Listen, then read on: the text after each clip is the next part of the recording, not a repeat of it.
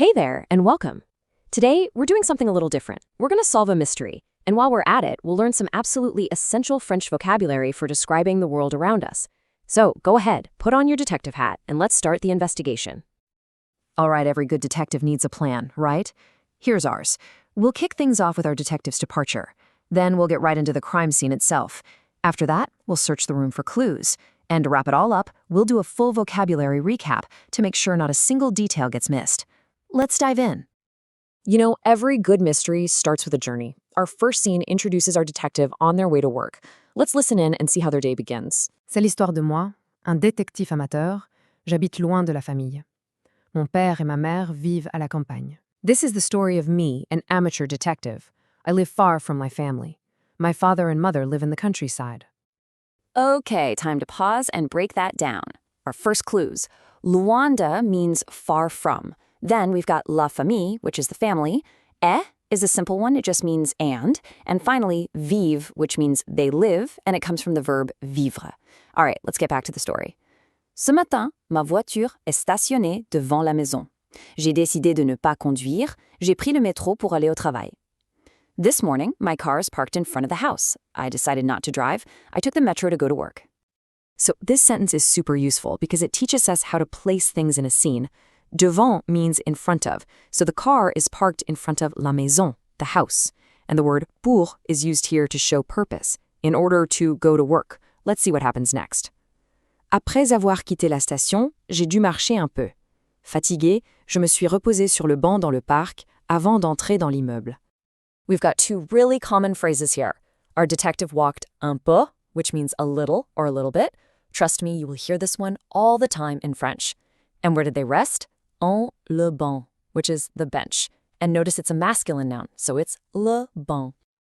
So, to wrap up scene one, we've really set the stage with words for family, location, and a few actions. Now that our detective has finally arrived, it's time to get to the good stuff, examining the crime scene. All right, we've made it to the heart of the investigation, the crime scene. This is where we're going to find the bulk of our clues for describing objects and exactly where they are, so pay very close attention. Je dois situer un objet volé très important. J'entre dans la pièce et je commence à observer la scène. Le suspect s'assoit généralement ici. I must locate a very important stolen object. I enter the room and begin to observe the scene. The suspect usually sits here. Okay, let's look at these three key verbs for any detective. Situer means to locate. Observer is a nice easy one. It means to observe. And s'assoit means he or she sits. Now, this one's a reflexive verb, which just means the action is done to oneself. The suspect literally sits themselves down. So, let's see what our detective observes. Je regarde le bureau. Quel désordre. Sur la table, il y a l'ordinateur avec l'écran, le clavier et la souris d'ordinateur. I look at the desk. What a mess. On the table, there is the computer with screen, the keyboard, and the computer mouse. The key word here is le bureau, and this is a fun one because it means both the desk and the office, which, explains the title of our mystery. Then we have the parts of l'ordinateur, the computer. We've got l'écran, the screen, le clavier, the keyboard, and la souris, which is also the French word for a regular mouse. The search continues. Sous la table, je vois le sac du suspect. Under the table, I see the suspect's bag. Okay, pay close attention here because this next pair is absolutely crucial for describing any room. Sur means on, and it's for objects that are physically touching a surface. Its direct opposite is sous, which means under. So the computer is sur le table, and the bag, le sac, is sous le table. Seriously, remembering them as a pair, sur and sous, is the best way to learn them. Let's keep looking. Dans le tiroir, il y a le journal d'hier.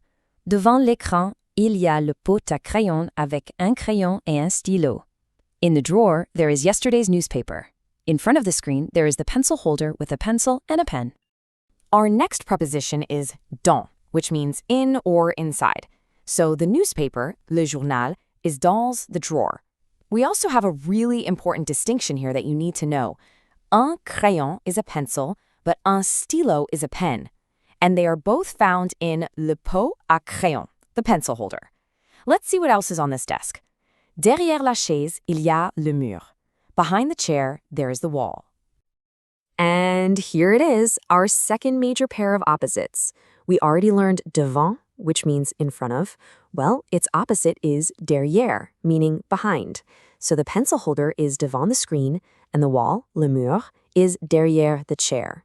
Again, learn these as a pair, devant and derrière, and you'll remember them so much more easily. The clues just keep on coming. Entre le cahier et le livre, il y a une tasse avec du café froid. Between the notebook and the book, there is a cup with cold coffee. Our last preposition for this scene is entre, which simply means between. It's used when something is between two other things. In this case, le cahier, the notebook, and le livre, the book. And what's sitting between them? Une tasse, a cup, filled with cold café, coffee.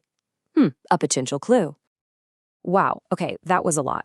We just covered a huge set of prepositions. On, under, in front of, behind, between, and a ton of essential office objects. This scene right here is really the core of our vocabulary lesson. Let's move on and expand our search beyond the desk. The search is getting bigger now, expanding beyond just the desk. In this final scene, we're going to learn the words for looking up, down, left, and right. Je continue l'inspection. À gauche de la porte, il y a une grande étagère. Au-dessus de l'étagère, il y a l'horloge qui fait tic-tac.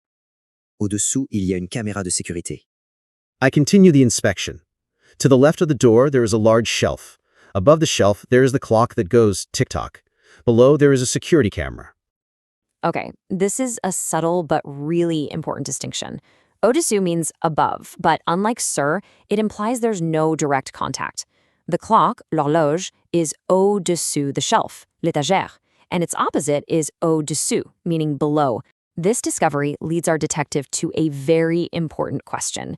Est-ce que l'objet est caché ici? Is the object hidden here? So the question uses the word caché, which means hidden. It actually comes from the verb cacher, which means to hide. And a camera, une caméra, could definitely be involved in something that's hidden. The detective continues to scan the rest of the room. À droite, il y a la fenêtre qui donne sur la rue. À côté de la fenêtre, il y a le tableau blanc, avec des notes bizarres. To the right, there is the window that looks out onto the street. Next to the window, there is the whiteboard with strange notes. And here we have our final set of opposites for today. À gauche de means to the left of, and its partner is à droite de, which is to the right of. So to the right, we have la fenêtre, the window, and right à côté de, which means next to that window, we find le tableau, the whiteboard. And that is a wrap for scene 3. We've just added some more advanced prepositions for above, below, left, right, and next to, and we filled in the last few objects in our crime scene. Now let's put everything together. Okay, we've gathered all of our clues. This vocabulary list is basically your master file for the entire case. It's the perfect tool to review everything we've just covered and maybe, just maybe, crack this case wide open. Take a look at how these prepositions are grouped into opposing pairs. Learning them this way, in front of and behind, on and under, is by far the most effective method. I highly, highly recommend you pause here and maybe take a screenshot. These words are the absolute building blocks for describing any scene in French. So, there you have it. We've explored the office from top to bottom. We've looked on the desk, under it, in the drawers, and all around the room. Now it's your turn to be the detective. Using all the vocabulary you just learned, where do you think the object was hidden? Thanks for joining the investigation.